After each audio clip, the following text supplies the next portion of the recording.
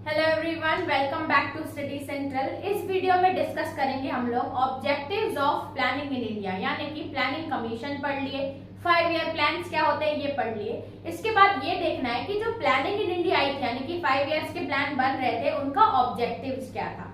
वैसे तो देखा जाए तो इंडिया में प्लानिंग का एक ही ऑब्जेक्टिव था, वो है ग्रोथ विद सोशल जस्टिस। ये दिया हुआ है, growth with social justice is the main objective of planning in India. यानी कि जो हम प्लानिंग कर रहे थे उसका मेन उद्देश्य ये था कि ग्रोथ मिले और सोशल जस्टिस भी मिले। इसके साथ साथ बहुत सारे हमारे गोल ऑब्जेक्टिव्स थे इसके पीछे, कि डेवलपमेंट लेके आना है, इकोनॉमी को अच्छा करना है।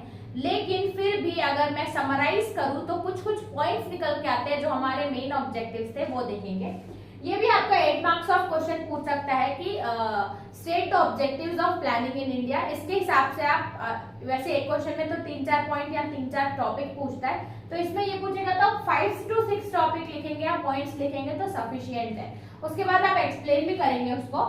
फर्स्ट ऑब्जेक्टिव था attainment of higher rate of economic growth. अब हम लोग प्लान्स इस तरीके से बना रहे थे कि हमें हाई रेट में इकोनॉमिक ग्रोथ मिले, क्योंकि उस टाइम पे इंडिया की इकोनॉमी बहुत पीछे थी।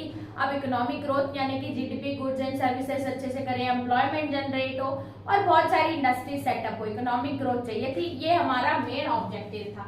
तो first is attainment of high rate of economic growth. Second is reduction. अब इकोनॉमिक इनइक्वालिटीज को कम करना था, यानी कि क्लास डिवाइड हो जाती है ना, पुअर सेक्शन और रिच पीपल, वो इनइक्वालिटीज को हटाना था।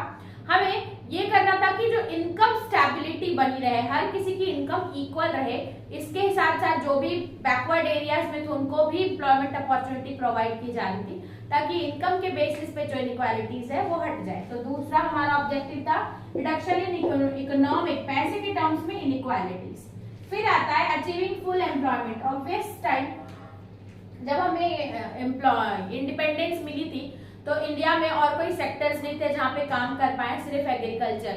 और एग्रीकल्चर में उतना ज्यादा डेवलपमेंट या इनकम नहीं जनरेट हो पा रही थी। और अगर हम लोगों को पॉवर्टी हटाना है, ग्रोथ लेके आना है, तो उसका एक ही रीजन है कि एम्प्लॉयमेंट जनरेट करना। तो उस टाइम पे क्या था, अचीविंग फुल एम्प्लॉयमेंट। नेक्स्ट आता है attaining economic self reliance. Economic self reliance यानी कि इंडिया को किसी दूसरी कंट्रीज पे डिपेंडेंट ना होना पड़े इकोनॉमिकली, वो अपना ही प्रोड्यूस करे, सारे रिसोर्सेज के लिए भी खुद ही वो बनाए। ये हम चाहते थे, 5 ईयर प्लान के ऑब्जेक्टिव थे। इनवर्ड लुकिंग स्ट्रेटजी बोला जाता है कि सेल्फ रिलायंस बने, बाकी कंट्रीज पे डिपेंडेंट होना ना पड़े। तो नेक्स्ट हमारा ऑब्जेक्टिव था अटेनिंग इकोनॉमिक सेल्फ रिलायंस। फिर आता है मॉडर्नाइजेशन इन वेरियस सेक्टर। अब भाई हमें इंडिपेंडेंस मिल गई थी, और ग्रोथ कब आती है, इकोनॉमिक ग्रोथ कब करती है, जब आप न्यू टेक्निक्स और न्यू टेक्नोलॉजी को अडॉप्ट करते हो। डेवलपिंग कंट्रीज क्या करती है, डेवलप कंट्री से टेक्नोलॉजी लेती है, यानी कि मॉडर्नाइजेशन लेके आती है। तो हमें भी ओल्ड पैटर्न को हटा के अगर new pattern growth, economic development लाना है तो modernisation was must. So next आता है मॉडर्नाइजेशन। बहुत सारे सेक्टर्स में हमें मॉडर्नाइजेशन करना था, ये हमारा एक ऑब्जेक्टिव बन गया। फिर addressing imbalances in the economy, जितने भी इम्बैलेंस थे इकोनॉमी में, सेक्टर्स को लेके, पर्सन को लेके, उनको हटाना था। सबको बैलेंस्ड ग्रोथ लेके आना था, ये हम लोग बोल सकते हैं। तो बहुत ही आसान है, अगर आप मन से भी सोच के लिखेंगे तो बन जाएगा। बाकी एक बार अगर आप रीड करेंगे तो ये इतना हार्ड नहीं है, इकोनॉमी से ही कनेक्टेड है, कनेक्ट करके आप उसको याद करके जा सकते हैं। 5 पॉइंट ही लिखना है, तो 8 का मार्क्स से क्वेश्चन में इतना सफिशियंट है अगर आप इसको एक्सप्लेन भी करते हैं। तो इस वीडियो में इतना ही रखते हैं, चलते हैं नेक्स्ट वीडियो में, देखते हैं इस चैप्टर का नेक्स्ट टॉपिक। तब तक के लिए थैंक्स फॉर वॉचिंग।